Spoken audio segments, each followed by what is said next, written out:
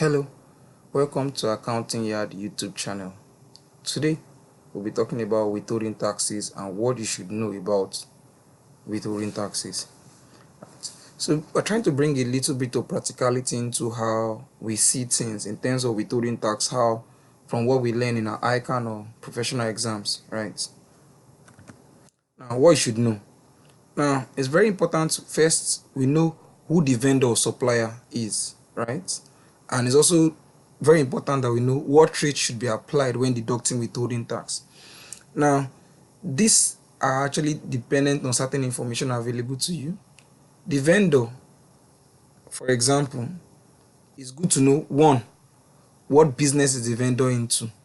Now, the nature of business the vendor would be involved in will tell you what nature of withholding tax or what rate withholding tax will be applied. So a vendor who has rented a property to you would most likely apply a 10% on the rent to get his withholding tax. A vendor decides to supply you, for example, consumables in your office, then withholding tax will go like 5% at the rate of 5%. Now it's also good to know where is the business registered. Where the business registered will give you an idea exactly who you should remit to. In Nigeria, you can either remit to the federal Internal Revenue Service or the State Internal Revenue Service, right? Now, if a business is registered in Lagos, right, and is an enterprise or a venture or an sons, right, you most likely remit or you would remit your taxes or withholding tax deducted on an invoice to the Lagos State Internal Revenue Service. If the business is a limited or a PLC, you remit to the FIRS.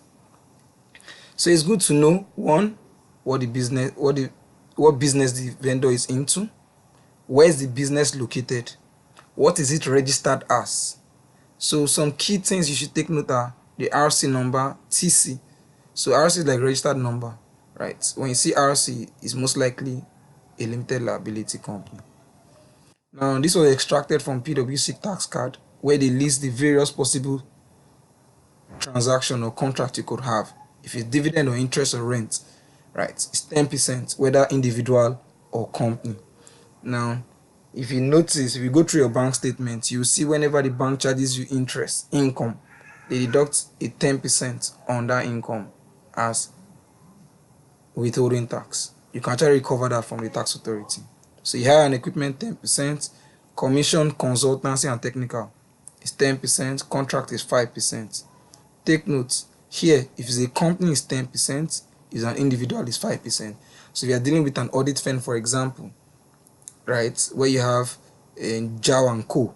or ABC and Co. or ABC and Co. right? Usually they are sole proprietor, they are partnership. So that kind of situation, whether the fact that they've done consultancy, it will be 5%. So let's look at some sample invoices, right? Here we have an invoice where we say Excel Masterclass for 4 days, right? It's a contract of service and we have 25,000.